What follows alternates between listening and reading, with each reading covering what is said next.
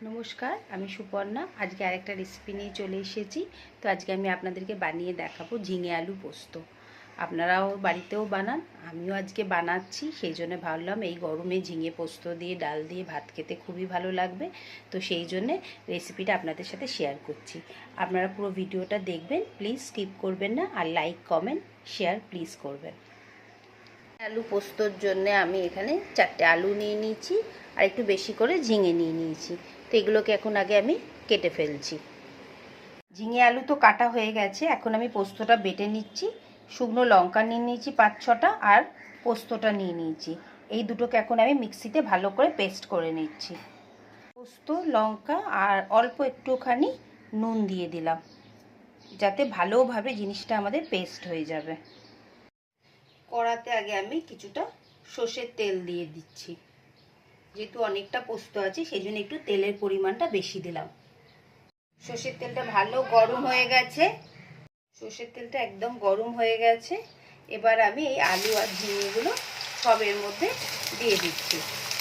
দিয়ে এখন এগুলোকে ভালো করে ভাজা করব। হালকা হালকা লাল করে একদম ভেজে নেবো। যতটা এরমভাবে পোস্তটাকে আপনারা ভাজবেন, পোস্তর টেস্ট তত ভালো হবে। একটু আনাজগুলোকে একটু ভালো করে তেলের মধ্যে ভাজতে হবে। আলু আর ঝিঙেটাকে ভালো করে ভেজে নিয়েছি।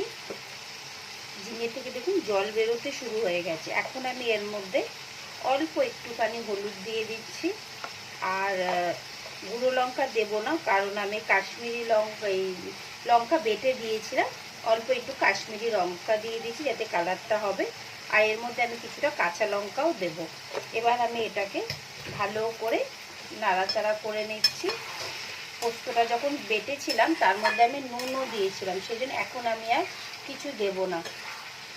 এটাকে ভালো করে একটু নেড়ে নিচ্ছি। নেড়ে নিয়ে এই যে পোস্তটা আমি বেটে রেখেছিলাম লঙ্কা দিয়ে আর নুন দিয়ে, সেটা এখন আমি এর মধ্যে দিয়ে দিচ্ছি।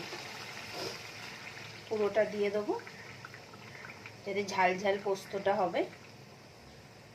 পোস্তটা দেওয়ার পরে ভালো করে একবার এরমভাবে নেড়ে চেড়ে দিলাম। এটা একটুখানি আগে ভালো করে ফুটে যাক, তারপরে আমি কাঁচা লঙ্কাটা দেব। আর আমি 3-4টে কাঁচা লঙ্কা এখন দিয়ে দিলাম পোস্তর মধ্যে। ঝিঙে পোস্ত অলমোস্ট রেডি হয়ে গেল। আর একটু আমি জলটাকে মরিয়ে দেবো, কারণ অনেকটা জল জল আছে। আর একটু শুকনো করব। দেখুন দেখতে তো খুবই সুন্দর হয়েছে, পোস্তর গন্ধও ভালো বেরোচ্ছে। দেখুন আলুও গলে গেছে, ঝিঙে তো আগেই গলে গেছে। আর 5 মিনিট রেখে আমি পোস্তটা নামিয়ে নেব। পোস্ত রেডি হয়ে গেল দেখুন। এবার এটাকে আমি এখন বন্ধ করে নামিয়ে নিচ্ছি। পোস্ত একদমই রেডি হয়ে গেছে, দেখুন কালারটা খুবই সুন্দর এসেছে। আর আরেকটা কথা যেটা হচ্ছে, আমি তো পোস্তটা যখন বেটেছিলাম নুন দিয়ে দিয়েছিলাম, তো আমার আর এখানে নুন লাগেনি। পরিমাণ মতো আমি নুনটা দিয়ে দিয়েছিলাম। যদি আপনাদের মনে হয় রান্না করার এই স্টেজে একবার দেখে নেবেন নুনটা কম আছে কিনা। যদি দেখেন হ্যাঁ নুনটা কম আছে, তাহলে একটু নুনটা আপনারা দিয়ে নেবেন। তো আমি এখন গ্যাসটা বন্ধ করে দিলাম। পোস্তটা, ঝিঙে আলু পোস্ত রেডি।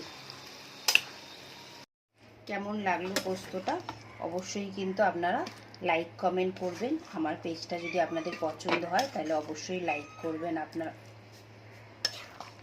দেখতে তো খুবই সুন্দর হয়েছে পোস্তটা। পুরোটা আমি বার করে নিচ্ছি একটা বোলের মধ্যে। ঝিঙে পোস্ত তো রেডি হয়ে গেল।